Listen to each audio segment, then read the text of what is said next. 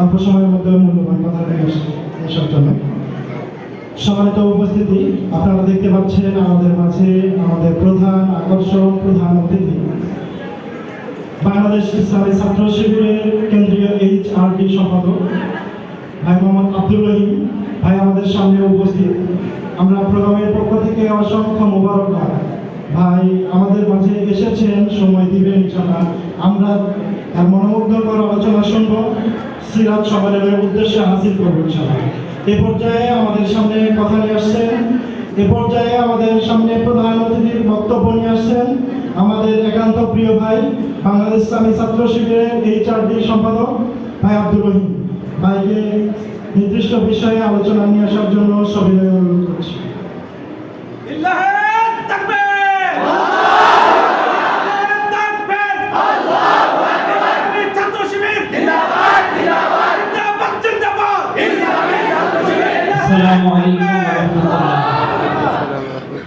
আসসালামু আলাইকুম ওয়া রাহমাতুল্লাহ। আপনারা সবাই কেমন আছেন? আলহামদুলিল্লাহ। ইন্নাল হামদালিল্লাহ ওয়াসসালাতু ওয়াসসালামু আলা রাসূলিল্লাহ ওয়া আলা আলিহি ওয়া সাহবিহি আজমাইন। বাংলাদেশের ছাত্র সমাজের অন্ধকারের গলিপথ থেকে খুঁজে খুঁজে সত্যের আলোর দিকে নিয়ে এসে সঠিক রাস্তা দেখানো আমাদের প্রিয় কাফেরা শহীদ রক্তস্নাত সংগঠন বাংলাদেশ ইসলামী ছাত্র শিবির নওগাঁ জেলা পশ্চিম শাখার উদ্যোগে আয়োজিত আজকের এই পবিত্র সিরাতুন নবী সাল্লাল্লাহু আলাইহি ওয়াসাল্লাম উপলক্ষে আজকের এই মানব অনুষ্ঠানের সম্মানিত সভাপতি, ইসলামী ছাত্র শিবিরের নওগাঁ জেলার সম্মানিত সভাপতি প্রিয় ভাই রাকিব আল হাসান, উপস্থিত সম্মানিত আজকের এই প্রোগ্রামের অতিথি জামাত ইসলামের বিভিন্ন পর্যায়ের নেতৃবৃন্দ, উপস্থিত আমাদের আজকের এই আয়োজনের মূল আকর্ষণ আমার প্রিয় শিক্ষার্থী ভাই এবং বোনেরা, তাদের সাথে উপস্থিত তাদের সেই গর্বিত অভিভাবক অভিভাবিকাবৃন্দ, সকলকে জানাচ্ছি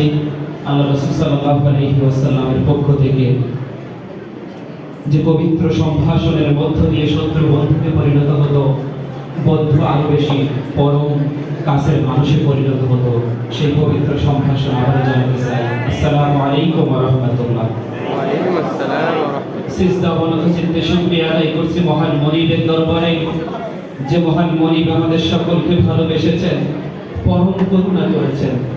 একটু যদি ভাবি প্রতিটি মুহূর্তে কত শত হাজারো নিয়ামত উপভোগ করছি, কোন নিয়ামতের কতটুকু কৃতজ্ঞতা আমরা তাকে জানাচ্ছি। প্রতিটি মুহূর্তে তার নিয়ামতের কৃতজ্ঞতা জানানোর পরিবর্তে অকৃতজ্ঞ বান্দার মতো করে বিচরণ করছি। আল্লাহ চাইলেই এক নিমেষে আপনার আমার কাছ থেকে তার সকল নিয়ামতকে ছিনিয়ে নিতে পারতেন, সেটা না করে বরঞ্চ তিনি আরো বেশি করুণা করে অপেক্ষা করছেন, হয়তো আমার বান্দা আবারও ফিরে আসবে আমার দিকে, আমার সেই নিয়ামতগুলো ফিরে এসে হয়তো আবার আমার কৃতজ্ঞতা স্বীকার বান্দায় পরিণত হবে। এই অবারিত নিয়ামত যিনি প্রতিটি মুহূর্তে আমাদেরকে দিয়ে যাচ্ছেন, আমাদের সে মহান মনিবের প্রতি সিজদা অবনত চিত্তে শুকরিয়া আদায় করছি। আলহামদুলিল্লাহ। দরুদ পেশ করছি প্রিয় রাসূলের প্রতি, যারা আনিত বিধানকে বাংলার এই জমিনে বাস্তবায়ন করার জন্য বাংলাদেশ ইসলামী ছাত্র শিবির কাজ করে যাচ্ছে, যার জীবনী পড়ে, যার জীবনকে জানার জন্য, যাকে অনুসরণ করার জন্য আমার এই মেধাবী শিক্ষার্থী ভাই এবং বোনেরা এই প্রতিযোগিতায় অংশগ্রহণ করেছিল, আমাদের সে প্রিয় রাসূলের প্রতি দরুদ পেশ করছি সাল্লাল্লাহু আলাইহি ওয়াসাল্লাম। আল্লাহর কাছে দোয়া করছি পৃথিবীর সূচনা লগ্ন থেকে আজ পর্যন্ত যে সকল মধ্যে মুজাহিদ আল্লাহর জমিনকে আল্লাহর বিধান দিয়ে পরিচালনা করার জন্য, পরিচর্যা করার জন্য নিজেদেরকে উৎসর্গ করেছিলেন, আর এই জন্য নিজের এক মুহূর্ত সময় থেকে শুরু করে সর্বোচ্চ সম্পদ জীবনটাকে যারা আল্লাহর জন্য বিলিয়ে দিয়েছেন, আল্লাহর কাছে দোয়া করছি আল্লাহ সকলের শব্দ পরীক্ষা কুরবানিকে কবুল করুন। বিশেষ করে দোয়া করতে চাই বাংলাদেশের মানুষকে নির্যাতন করে, জুলুম করে ন্যায় এবং ইনসাফ থেকে দূরে সরিয়ে দিয়ে একটি ফ্যাসিবাদী জুলুমতন্ত্র পরিবারতন্ত্র কায়েম করার জন্য যে প্রচেষ্টা চালিয়েছিল আওয়ামী সরকার, আর সেই আওয়ামী জগদ্দল পাথরকে বাংলার মানুষের বুকের উপর থেকে সরিয়ে ফেলার জন্য তারা আপ্রান্ত চেষ্টা করেছিলেন। আর এই প্রচেষ্টায় আমার যে সকল ভাই এবং বোনেরা শহীদ হয়েছেন তাদের জন্য হৃদয় থেকে দোয়া করছে, আল্লাহ সকলের শাহাদাতকে কবুল করে যথাযথ মর্যাদায় পুরস্কৃত করুন। দোয়া করছি আমার হাজার হাজার ভাই এবং বোনেরা যারা এই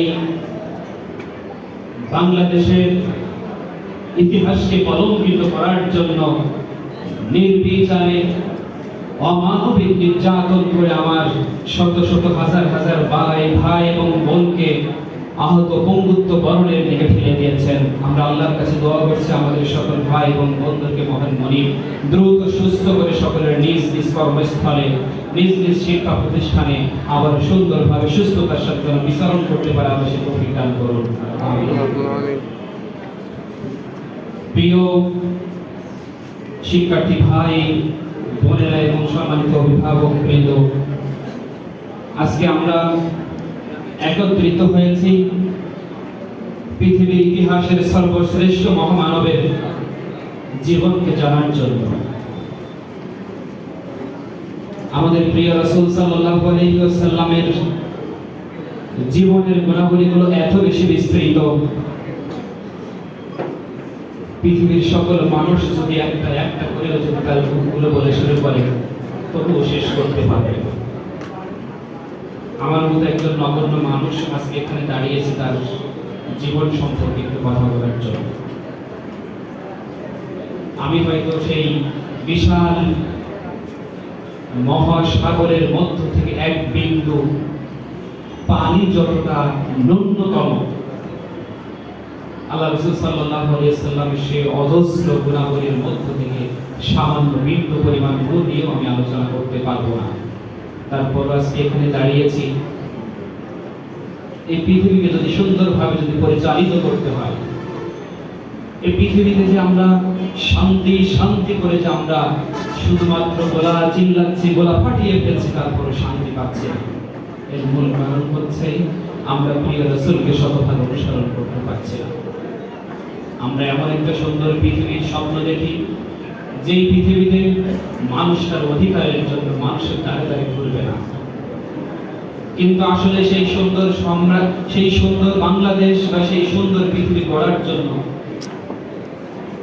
যেটা করা দরকার আমরা আসলে সেটা করছি কিনা একটু যদি চিন্তা করেন। আল্লাহ